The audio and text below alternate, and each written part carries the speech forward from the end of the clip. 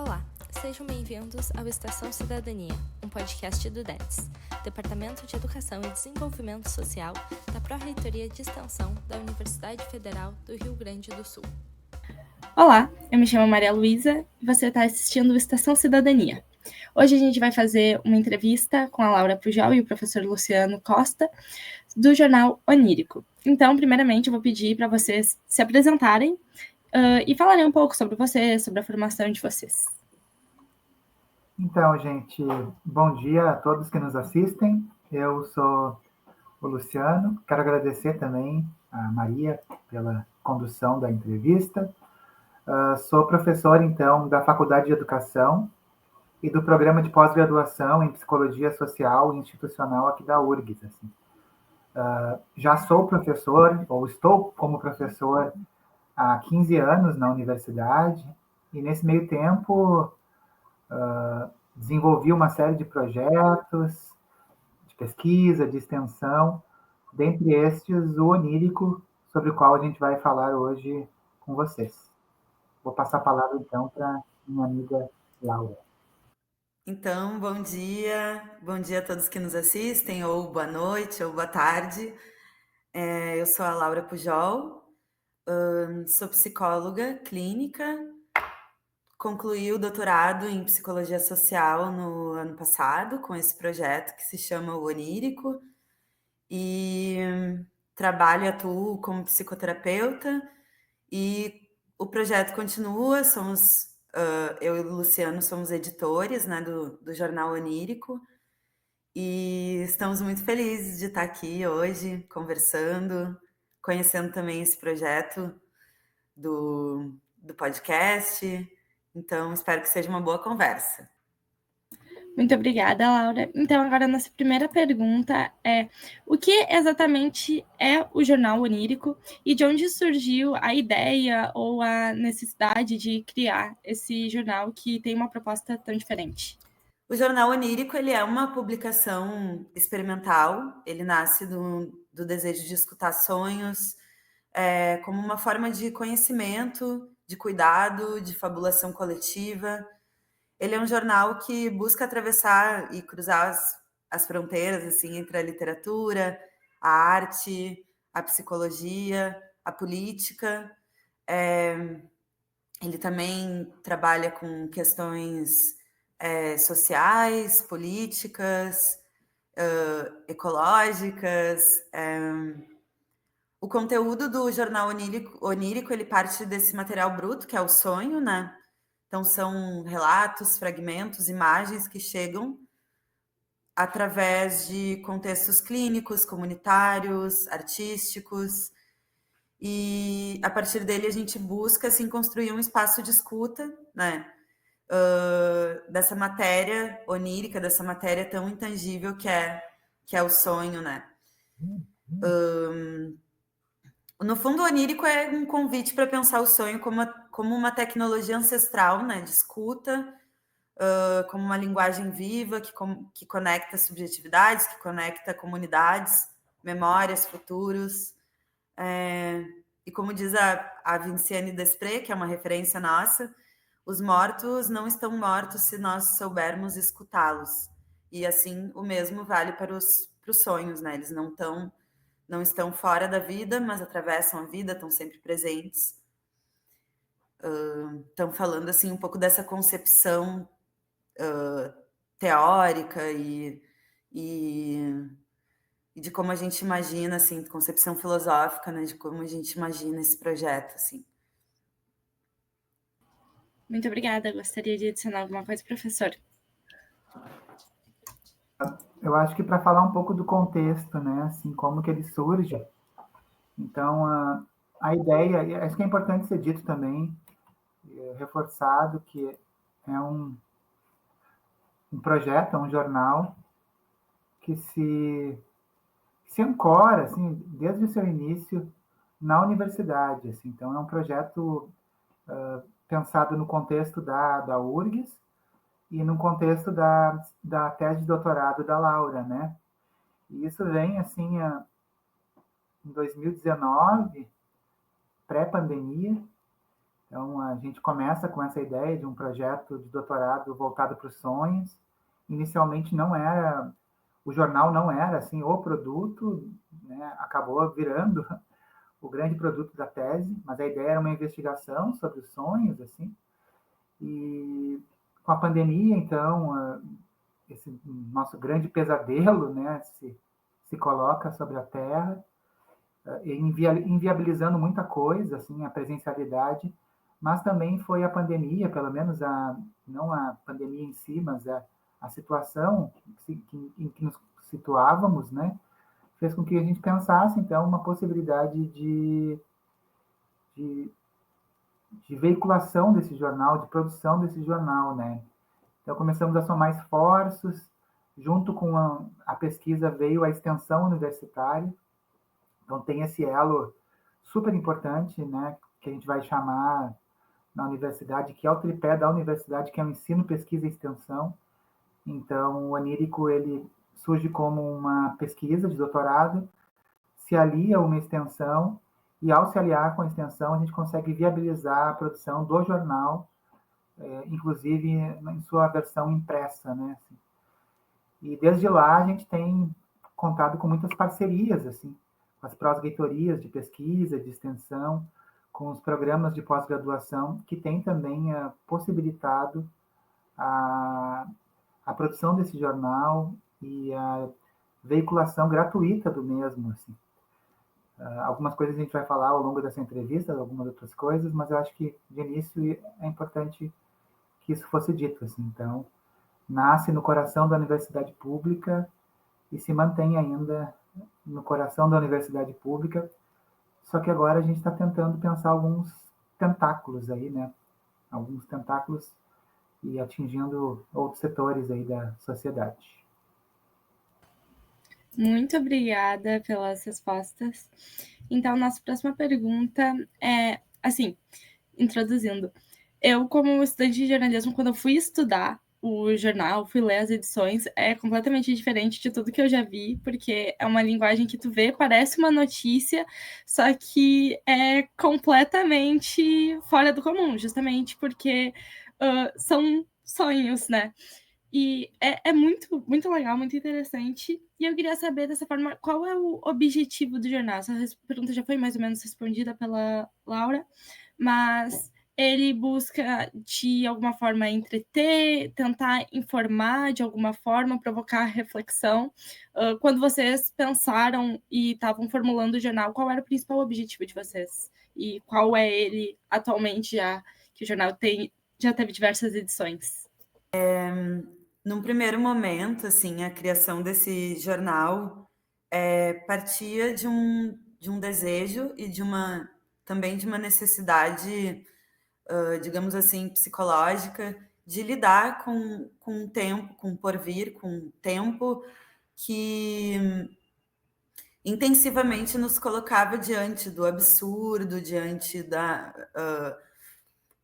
quando ele foi criado foi durante a pandemia, né? Foi logo que eclodiu a pandemia, assim. E então partia muito dessa necessidade de reinventar as notícias do mundo, de repensar que tipo de conteúdo a gente quer e precisa consumir também. Então, o Onírico, de certa forma, ele não está interessado nem em informar ou entreter nos moldes tradicionais, mas sim de criar esse espaço de escuta, esse espaço sensível, em que a gente consegue acessar outro tipo de conteúdo que não é necessariamente compartilhado, né? Que é a matéria onírica, assim. Então, a gente deseja produzir reflexões, mas a gente quer afetar, encantar e perturbar um pouco o regime, né, de notícias e de informação, assim, o regime de verdade mesmo. Produzir uma perturbação no regime de verdade pré-estabelecido, assim, do que é o real e do que é a fantasia mesmo, de borrar um pouco essas fronteiras, né? E também, falando mais pragmaticamente, eu tinha um desejo muito grande de produzir um espaço para que a gente pudesse construir uma comunidade recebendo sonhadoras, recebendo poetas, recebendo artistas, e a nossa rede foi cada vez mais crescendo, né? Mas a universidade também tem muitos talentos, né, que não são reconhecidos, que não têm tanto espaço assim, que vem inclusive na pesquisa, nos projetos de pesquisa, um espaço para produção de vida, de arte, de literatura. Então, nós, assim, sempre cercados de pessoas que produzem, que pensam o mundo, a gente queria criar um espaço em que a gente pudesse convidar essas pessoas, amigas, companheiros de pesquisa, de escrita, de escuta, de pensamento, de vida, assim, para produzir junto. Então, acho que tinha essas duas frentes, assim. E, além disso, produzir sobre esse conceito de oniropolítica, né, que é o conceito chave que a gente tem trabalhado, que é um conceito que permite que a gente coloque o sonho num lugar compartilhado, em que a gente pode usar ele também como uma medida como um termômetro do nosso tempo, né? Como um radar daquilo que pode vir a acontecer, daquilo que já aconteceu e que se encontra aqui, né? Então, mais ou menos por aí, assim. A Laura colocou muito bem, assim. Acho que uma das intenções do jornal, assim, quando foi criado, e continua sendo, assim, é perturbar esse regime de verdade, assim, e se coloca em alguns meios, né? Por exemplo, o jornalismo, né? E historicamente é constituído a partir dessa relação entre verdade e mentira, entre realidade e ficção, né? Então, assim, há pouco tempo atrás, assim, nós comprávamos o jornal em papel, líamos as notícias e acreditávamos que aquelas notícias que estavam ali eram notícias que condiziam com a realidade dos fatos, né? Num curto espaço de tempo isso mudou muito, né? A gente agora observa e aí alguns fenômenos, por exemplo, as fake news, assim, onde em plataformas tidas como respeitadas, as notícias são veiculadas e não mais com o compromisso de uma verdade, assim, mas de uma ideologia, né, assim. E isso, eu acho que esse esgarçamento das fronteiras permitiu uma série de entradas aí, a maioria delas ideológicas e politicamente muito bem constituídas, embora nefastas, mas também nos permite pensar um outro lugar para o sonho, né? Porque os sonhos eles se colocam exatamente nessa fronteira entre a verdade, entre a mentira, o que é uma verdade de um sonho, também se coloca nessa fronteira entre a realidade e a ficção. E acho que o onírico ele quer e deseja se posicionar exatamente nessa fronteira, borrar essa fronteira.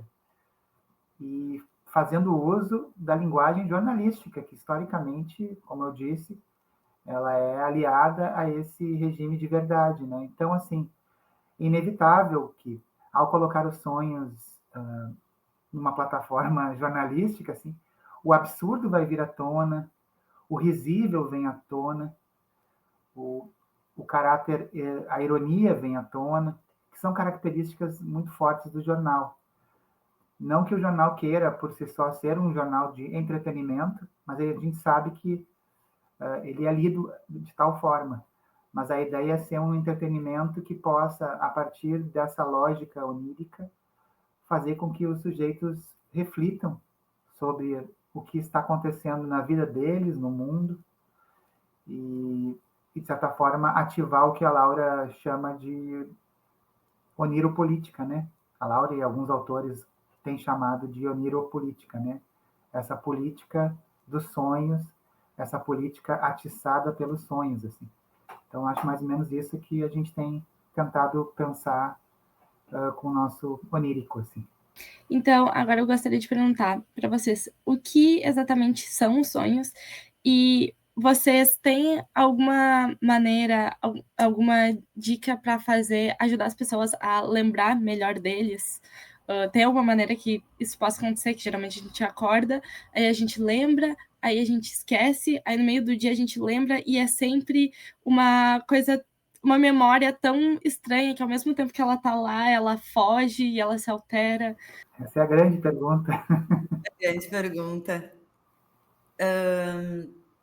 Vamos começando assim a pensar que o sonho é uma forma de pensamento e de produção de imagens noturno, que acontece noturno ou diurno, né?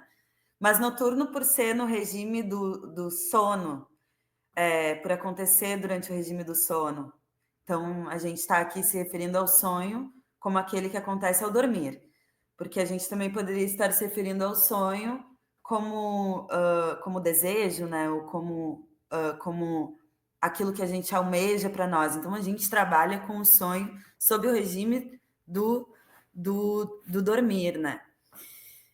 Então, é uma forma de pensamento noturno, ele é uma narrativa do inconsciente, ele é também uma cartografia de afetos,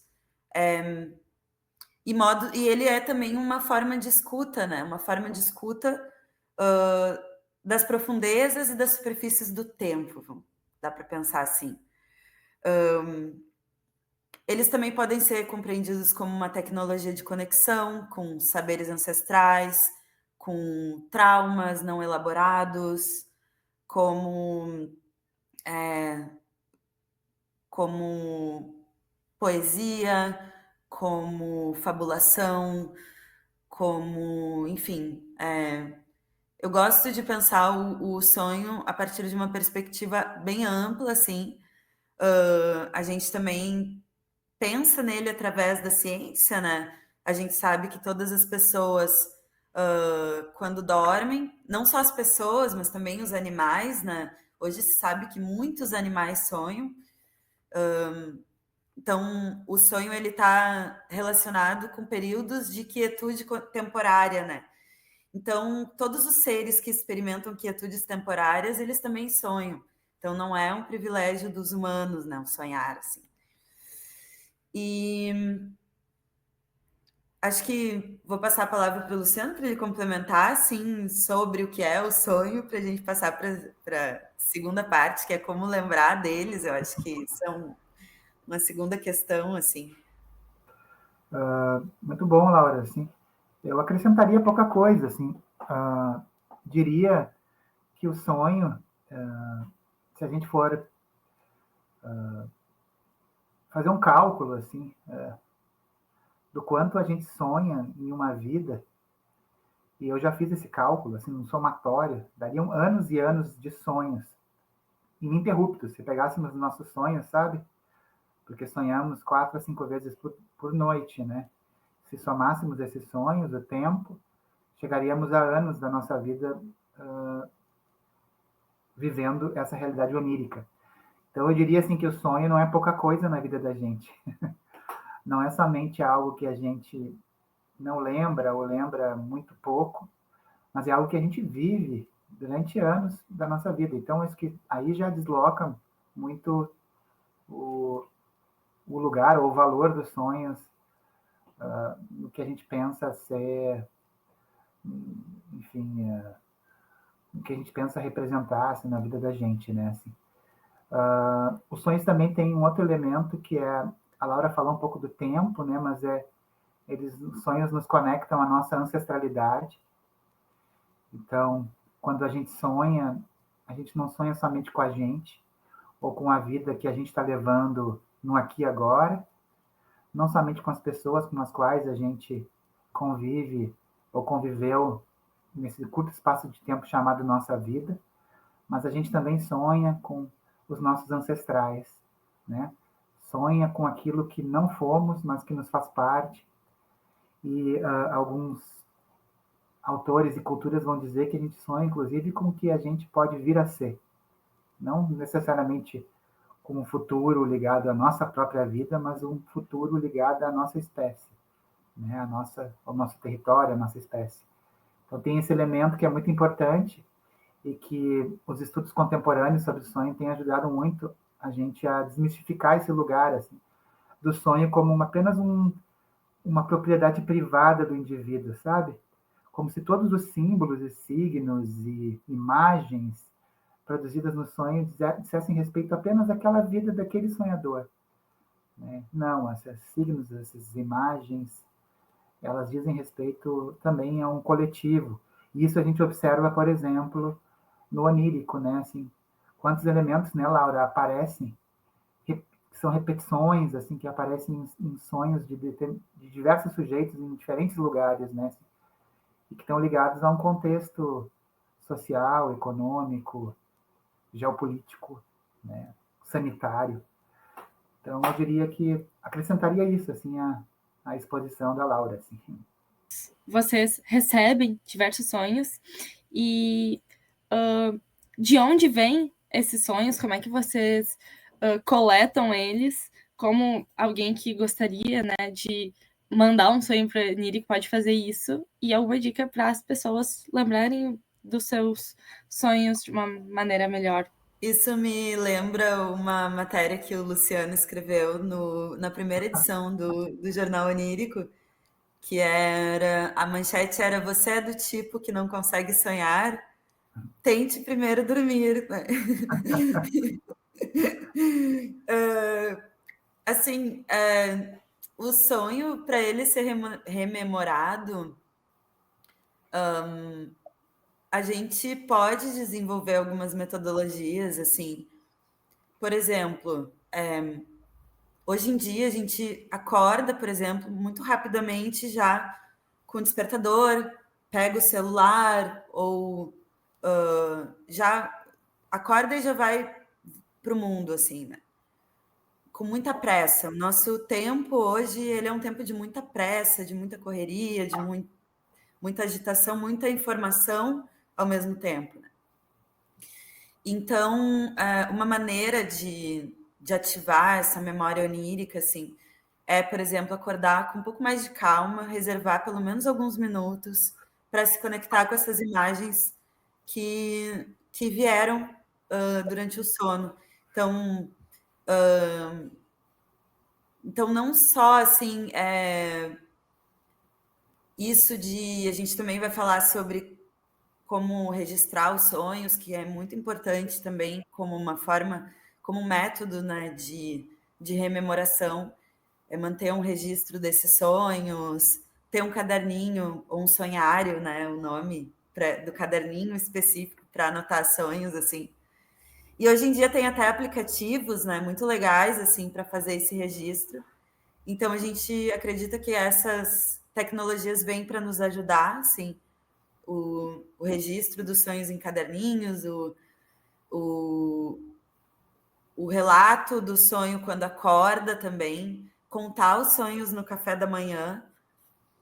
Mas eu diria que principalmente assim conversar sobre os sonhos e tornar ele um tema de conversas, um tema de encontros, contar para os amigos, contar para os familiares, perguntar para as pessoas com o que tu sonhou hoje e ter essa prática do acordar e perguntar: tu sonhou hoje? Com o que tu sonhou hoje?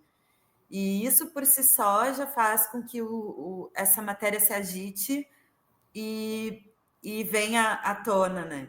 A gente sabe que muitas vezes você tá lá vivendo a tua vida e de repente, no meio da tarde, tu vê uma coisa assim e faz tu lembrar daquele sonho. Então, eu até coloco isso de exemplo, assim, quando eu escrevo sobre isso na tese, que foi um sonho que eu tive com formigas, E daí eu estava rolando a barra de rolagem do Instagram e aparece um computador, alguém com um computador saindo formigas, assim. Aquelas coisas aleatórias, né? E de repente eu lembro que eu tinha sonhado com formigas. Então isso também acontece, porque o inconsciente se esparrama pela vida, né? Então, fico pensando nisso, assim, que para lembrar mais dos sonhos, a gente precisa falar mais sobre eles, conversar mais sobre eles. Tem um elemento, Laura, assim, também. Eu acho que é isso mesmo, assim, o sonho é uma... Lembrar o sonho é uma prática, assim, uma prática de memória e de atenção. A gente, isso que você falou, né, Laura, a gente está sempre correndo e fazendo uma coisa, e nós somos, isso já é neurocientificamente comprovado, nós somos uma sociedade que tem uma relação muito difícil com a atenção mesmo, assim, né? A gente se conecta com muitas coisas, mas esse prestar atenção ou dar uma atenção a algo de uma forma mais lentificada e com maior qualidade, isso tem se tornado raro nas nossas vidas, assim, né? E isso vale para as coisas do nosso cotidiano, que a gente, ditas importantes, então que dirá dos sonhos, né? Então, assim, a gente acorda correndo e precisando fazer e lembrar das coisas que estão ali urgentemente se colocando à nossa frente. Então, é uma prática mesmo, assim. E outra coisa que eu acho que é muito bonito, assim, quando você consegue conquistar, mediante esses recursos todos que a Laura falou, assim, né? Criar ali um sonhário, um caderninho, ou um aplicativo. Eu prefiro ainda o caderninho que tem esse exercício da mão, sabe? Ou quando você acorda de madrugada e tem algo que você quer registrar mesmo.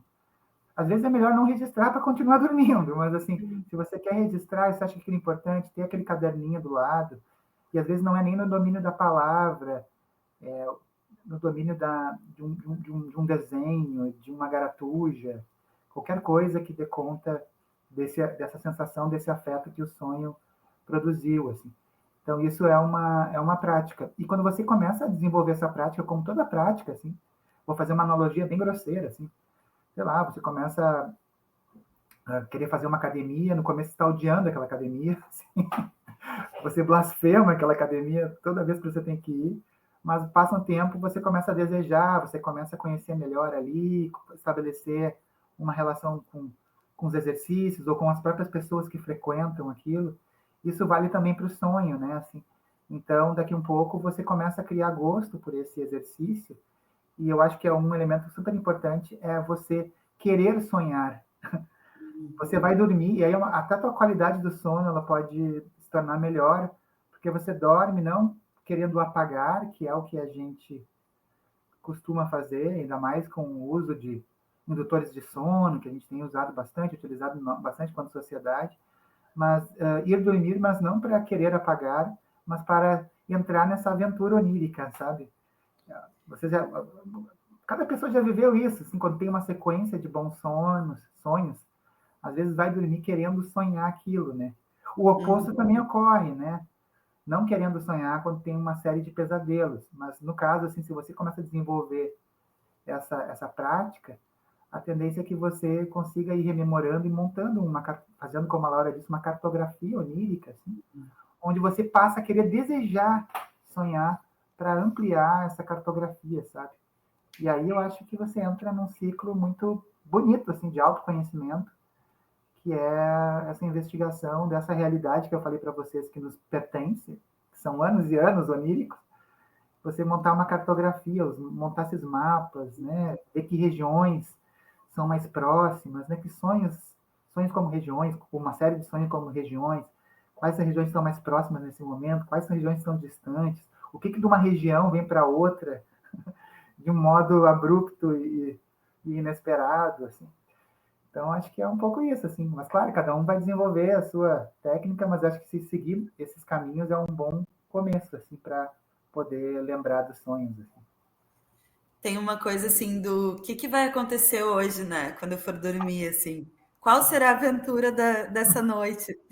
E eu Bom, lembro também de uma matéria do professor Luiz Arthur, que escreveu uma coluna no jornal, na terceira edição do Jornal Onírico, que ele fala que o sonho é lodo e festa, porque o sonho ele também tem essa natureza festiva, né?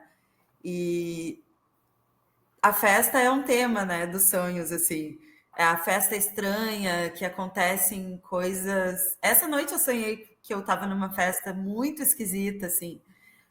E para mim me pegou muito, assim, esse relato do Luiz Arthur, porque eu sou uma pessoa que sonha muito com festas estranhas, assim. E eu acho que todas as pessoas cada pessoa vai ter um sonho que se repete também. Então, nessa cartografia dá para mapear, né, lugares que aparecem mais vezes, situações que se desenrolam, que também pessoas que aparecem aí, a pessoa muda de rosto. Então, quando a gente está falando quando a gente fala de sonhos, a gente nunca sabe o que pode aparecer, né? Eu falei de formigas. Formigas é uma palavra que não caberia aqui nessa nossa conversa se não fosse o sonho, né? Por que a gente falaria de formigas? Por que a gente falaria de festas, né? Então, o sonho faz a gente falar línguas que a gente não previu. E isso é interessante, mas também é assustador. Então, para muitas pessoas, a experiência onírica não é lá uma experiência tranquila. E a gente também gosta de pensar sobre isso, né? Da dimensão do pesadelo, da dimensão da repetição, da dimensão traumática do sonho, assim. Então, a gente sabe que não é uma tarefa fácil, e não à toa a gente enfrenta muita resistência, né? De fazer o registro, de manter um registro e de lidar com essa natureza profunda e intensiva, assim, né? Do sonho. Muito, muito legal mesmo. Isso me lembra que uma coisa que eu sempre sonho, sempre me acontece, é que se eu tenho um evento importante, eu sonho que eu tô dormindo e eu perco esse evento. Que eu durmo por 2 dias seguidos, ou eu fico super atrasada. É um sonho super recorrente. Então, continuando a nossa entrevista, quais são os desafios para produzir um jornal, né, tão atípico, trabalhando com uma matéria tão complexa que é o sonho, né? E voltando para a pergunta anterior, né, como é que vocês escolhem e selecionam esses sonhos, né, que provavelmente tem uma diversidade tão incrível, porque tudo, absolutamente tudo pode acontecer.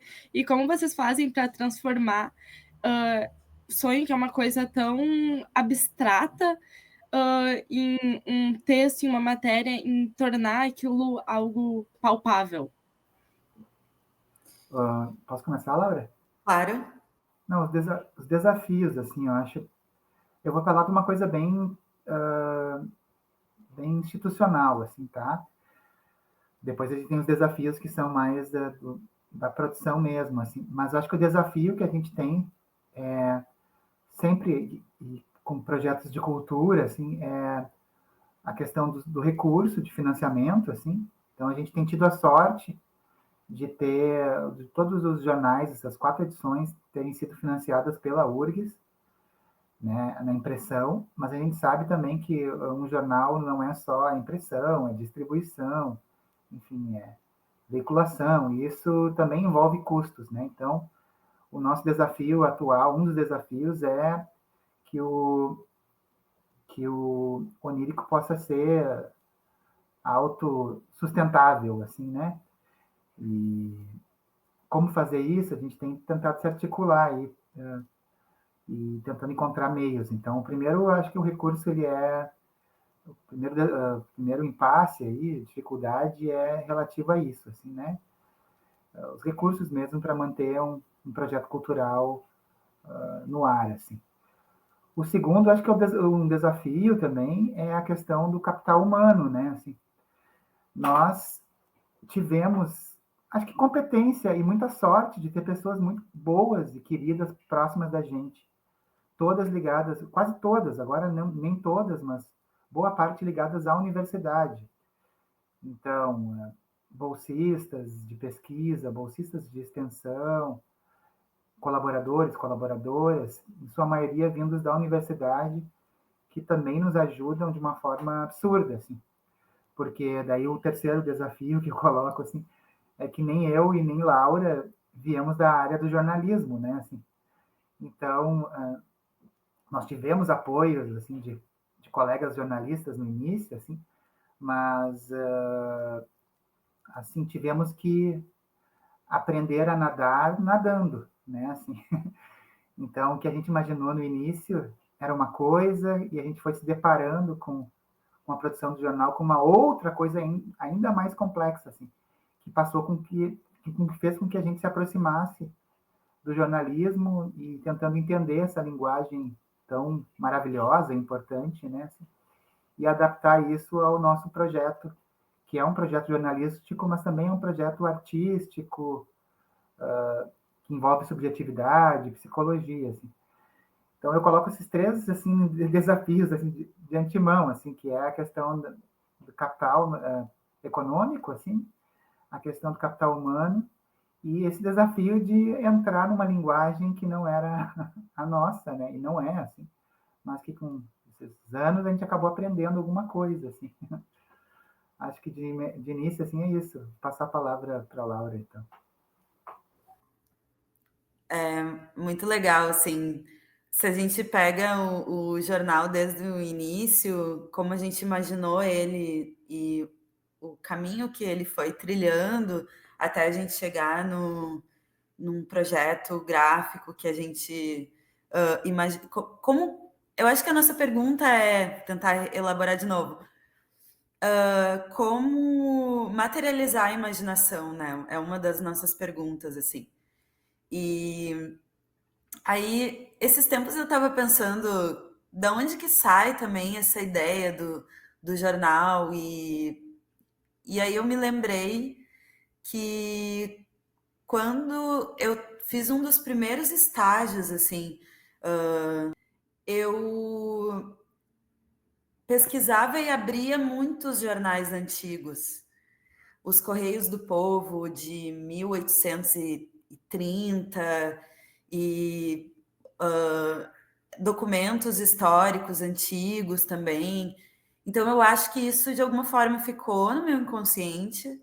E aí, durante a produção e a execução do Onírico, muitas das ideias das editorias, das matérias que a gente vai criar, ou dos folhetins, vêm desses jornais que eu via lá durante esse tempo que eu fiquei mergulhada naqueles jornais antigos, sabe?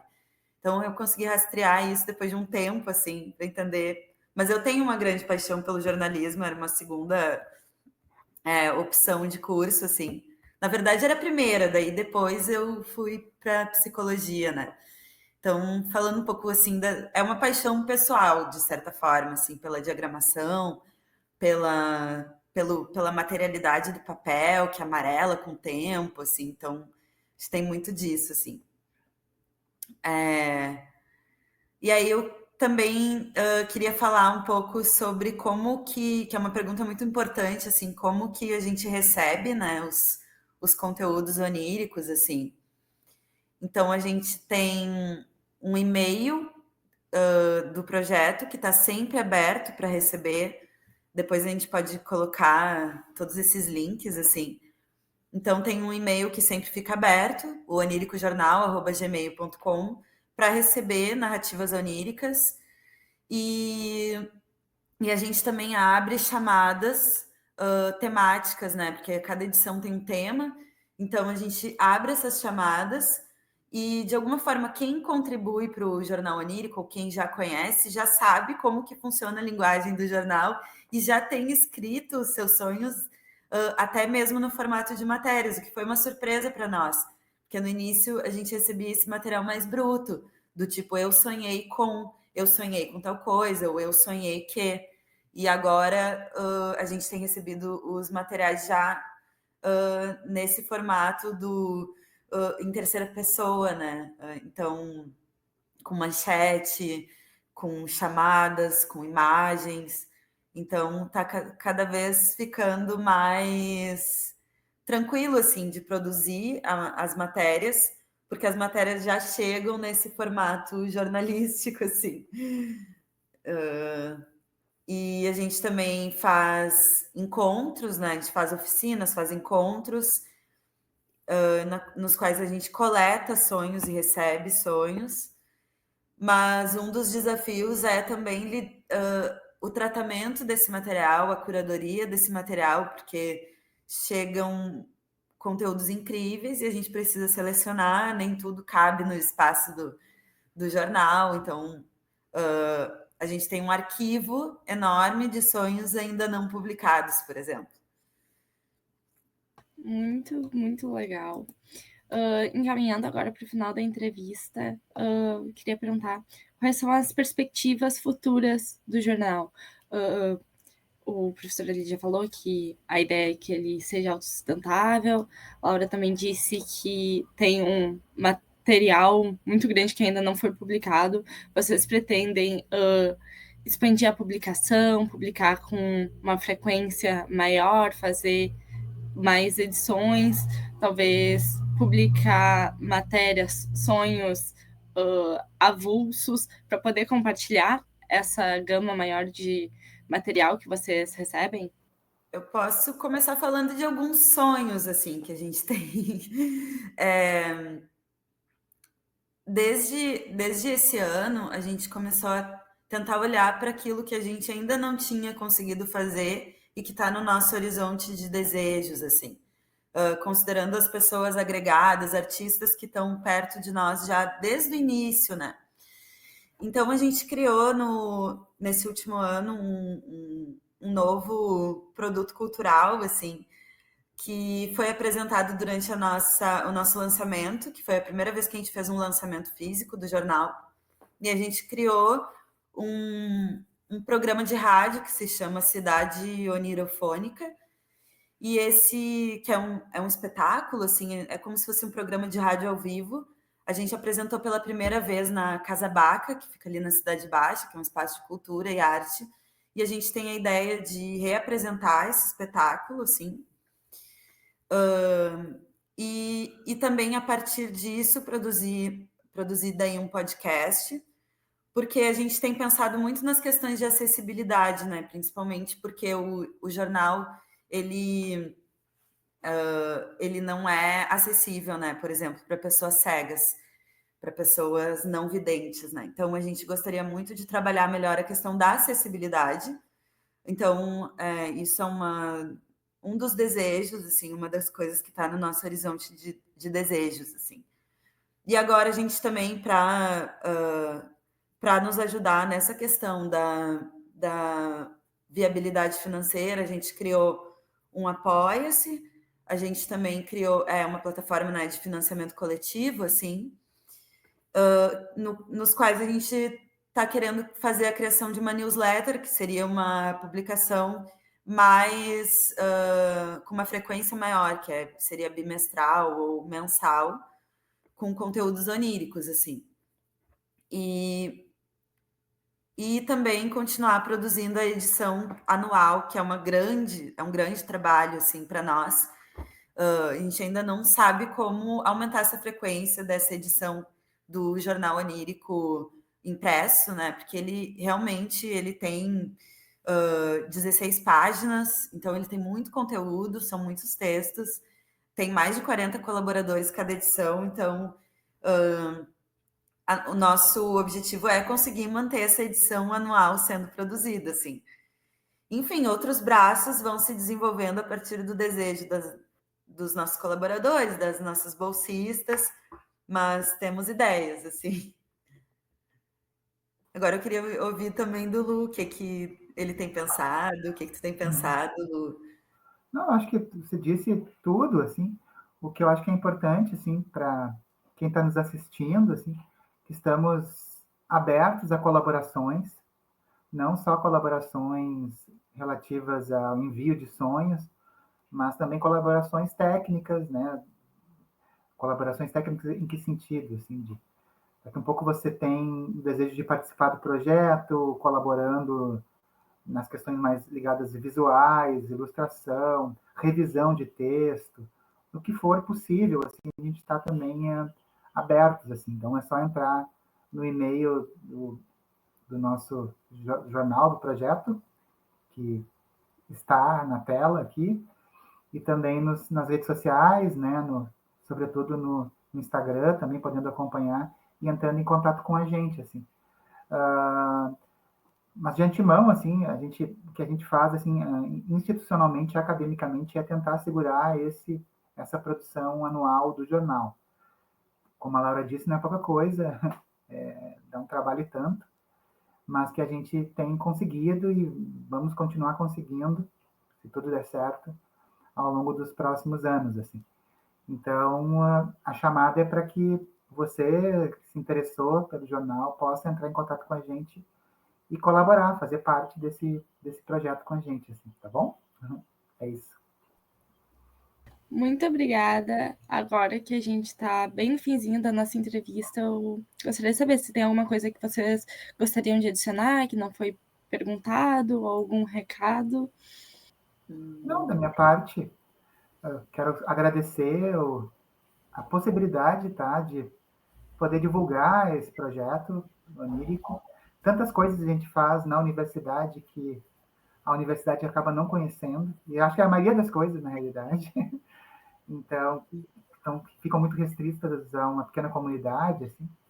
Então, agradecer a possibilidade de ampliar aí esse universo onírico, agradecer a ti, Maria, a Laura, por mais essa parceria, assim, e dizer que, reiterar, assim, que a gente está aberto aí a colaborações dos mais diferentes tipos e desejando aí também uma boa continuidade de ano para todo mundo aí, que possamos viver a 2025 com toda a potência, né, diurna e onírica, assim.